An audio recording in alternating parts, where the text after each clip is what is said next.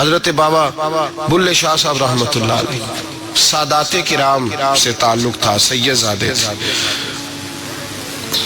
سادات کرام کو اللہ یہ عزت دیتا ہے کہ پیدائشی طور پر بھی ان لوگوں کے پاس سند ہوتی ہے کہ ان کی عزت کرنا امت پہ ضروری ہے۔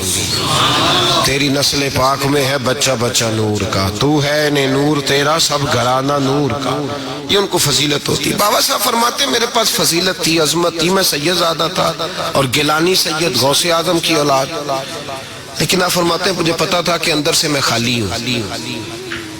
ہمارے زمانے میں کچھ برادریاں ایسی ہیں جن کو ہم لوگوں نے بڑا بنا دیا ہے، وہ بڑے بن گئے ہیں، نیچے اترنے کو تیار نہیں۔ اور میں اکثر کہا کرتا ہوں کہ یہ زیادتی دونوں طرف سے ہوتی ہے۔ اصل مجرم وہ نہیں جو اپنے آپ کو بڑا جانتا ہے، اصل مجرم وہ ہے جو اپنے آپ کو چھوٹا سمجھتا ہے، وہ اصل مجرم۔ تو اس زمانے میں سادات کرام کی بڑی عزت تھی، بڑا نام تھا۔ تو بابا صاحب کہتے ہیں میرے گھر میں پیری مریدی تھی، ابا جی بھی پیر، دادا جی بھی پیر، پردادا جی بھی پیر، سارے پیر تھے، لیکن میں جب اپنے دل پہ نظر ڈالتا تھا تو خالی تھا معاملہ، شے کوئی نہیں تھی پاس۔ ہاتھ چموا لینا، نذرانہ لے لینا بات ٹھیک ہے، لیکن نہ علم نہ معرفت، کوئی شے نہیں۔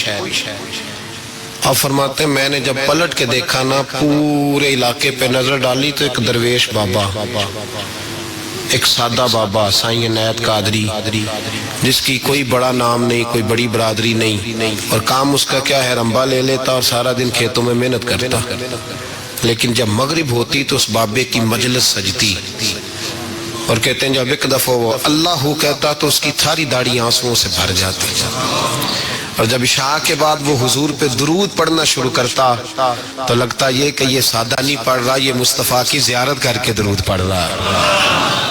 فرماتے ہیں میری ساری برادری کو پتا تھا کہ اس کے پاس معرفت ہے، لیکن مسئلہ یہ ہے کہ ہم سید ہیں، وہ رائی ہیں، اب وہاں جائیں بت توڑیں کیسے، ٹوٹتا ہی نہیں، بہت بڑی مصیبت ہے، کیسے ٹوٹے گا؟ لوگ کہیں گے تو مولوی کے پاس جاتا ہے، تو یہ ہو گیا ہے ساری زندگی گناہ کرتے رہو، ظلم کرتے رہو، ہمیں تانے کا ڈر نہیں۔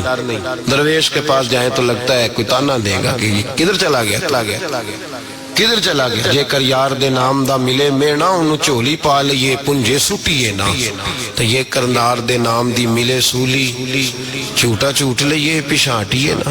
بابا صاحب کہتے ہیں میں روز اپنے آپ سے جنگ کرتا کہ جاؤں کہ نہ جاؤں۔ 2 4 5 لوگوں سے میں نے مشورہ کیا تو کہنے لگے تو سیدوں کو بدنام کرے گا، اب تو سادات کو بدنام کرے گا کہ سید ہو کے کسی کے دروازے پہ جاتا ہے۔ بابا صاحب کہتے ایک دن لڑتے لڑتے میں تھک ہی گیا، میں چلا ہی گیا، میں نے کہا نہیں، اندر کا بت توڑوں گا تو بات بنے گی۔ کہتے قصور کا میں رہنے والا تھا اور مجھے سمجھانے کے لیے اچ شریف سے جہاں کہ آپ رہنے والے تھے، جو پچھلا علاقہ تھا، وہاں سے بڑے بزرگ بلائے گئے کہ بلے شاہ کو سمجھاؤ۔ کہتے ہیں وہ بابا جی جب آئے تو میں پہچان گیا برادری کے، قبیلے کے، علاقے کے بڑے۔ میں جب ان کے قریب گیا تو وہ نہیں مجھے جانتے تھے، بزرگ تھے، میں تو جانتا تھا نا، تو مجھے کہنے لگے بیٹے کون ہو؟ تو میں نے کہا حضور میری تو پہچان ہی کوئی نہیں، میری تو کوئی پہچان نہیں، آپ بتائیں آپ کون ہیں؟ تو کہنے لگے اسی اچھیرے، ساڑی ذات اچھیری، کیونکہ اچ شریف اچ رہنے ہیں، تو اب تو بتا۔ تو بابا صاحب کہنے لگے اسی قصوری تے ذات بھی قصوری، کیونکہ ویچ قصور دے رہنے ہیں، وہ جو چھوٹے تو اپنا قصور مانتے، ہاں جے کوئی سانو اچھا مل جائے تے نیمے ہو بھینے ہیں، بات ختم ہو گئی۔ بابا صاحب رحمت اللہ علیہ کو بڑا سمجھایا۔ بابا جی کہنے لگے حضور میں کیا کروں؟